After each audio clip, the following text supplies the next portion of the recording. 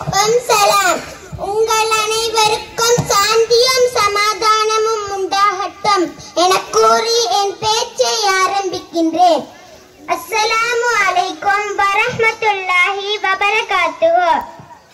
இஸ்லாமிய சூழலை எம் மத்தியில் ஏற்படுத்த வேண்டும் என்ற நன்னோக்கத்தில் கூடியிருக்கும் விழா மேடையிலே இவ்வுலகிற்கு அனுப்பப்பட்ட உத்தமர்கள் வரிசையில் உன்னதமான இடத்தை பெற்ற தியாகச் செம்மலாம் இப்ராஹிம் அவர்கள் பற்றிய சில தகவல்களை உங்களோடு பகிர்ந்து கொள்ளலாம் என நான் இவ்விடம் வந்துள்ளேன்.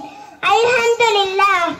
சாதனைகள் பல பொருந்து சரித்திரங்கள் உருவாக்கிய உன்னத தலைவர் கலீலுல்லாஹ், அல்லாஹ்வின் நண்பன் என சிறப்பிக்கப்பட்டவர் அபுல் அன்பியா, நபியின் தந்தை என அழைக்கப்பட்ட இப்ராஹிம் நபி அவர்கள் ஆசர் என்பவருக்கு மகனாக பிறந்தார். இளமையிலே சிறந்த அறிவாளியாக திகழ்ந்த இவர்கள் தனது தந்தையினதும் பொதுமக்களதும் வழிபாட்டு முறை தவறானது என எடுத்து காட்டினார்கள். அன்பின் இஸ்லாமிய நெஞ்சங்களே, இஸ்லாத்தின் வளர்ச்சி காப்பாற்றப்பட்ட அன்னவர்கள் சிலை வணங்கியலை வெறுத்தார்கள். வணங்க இயக்கப்பட்டிருந்த சிலைகளை அடித்துடைத்தார்கள்.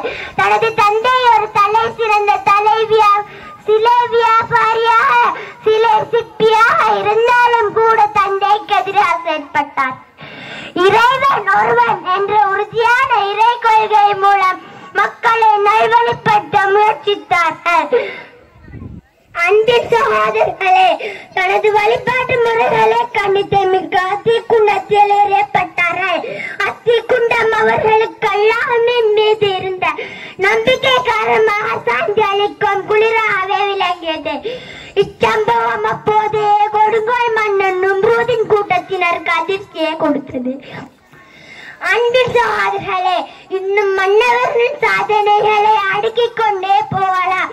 மேலும் கொடுங்கோல் மன்னன் நும்ரூதையும் அவனை கடவுளாக நினைத்துக் கொண்டிருந்த மக்களையும் நல்வழிப்படுத்த எவ்வளவு முயற்சித்த பயனளிக்காமையால் ஊரை விட்டு வேறொருக்கு செல்ல தீர்மானித்தார்கள். நீண்ட காலமாக குழந்தை பாக்கியம் இல்லாமல் இருந்த அவர்கள் ஹாஜரா எனும் பெண்ணை மணந்தார்கள். முதுமை பருவத்தில் ஹாஜரா இஸ்மாயில் என்ற குழந்தையும் சாரா அம்மையார் இஸ்ஹாக் என்ற குழந்தையும் பெற்றெடுத்தார்கள். சிறிது காலத்திற்கு பிறகு ஹாஜராயும் தன் குழந்தை இஸ்மாயிலை எகிப்தில் இருந்து வெளியேற்றி மக்கள் குடியிருக்காத பாலைவனத்தில் விட்டு முஸ்மாறு இறை கட்டளை வரவே சிறிதும் மனம் தளராது ஏற்றுக்கொண்ட விட்டு வெளியேறினார்கள். பாலைவனத்தில் தன் கை குழந்தையுடன் விடப்பட்ட ஹாஜரா உணவும் நீரும் தீர்ந்த பின்னர் நீருக்காக அலைந்து திரிந்தார்கள். இச்சம்பவம் தொடர்பு மட்டும் நிற்கிறது. இவ்வாறு வாழும் பட்டத்தில் இப்ராஹிம் நபி அவர் தனது மகனை குர்பான் கொடுக்க கனவு காண்கிறார்கள்.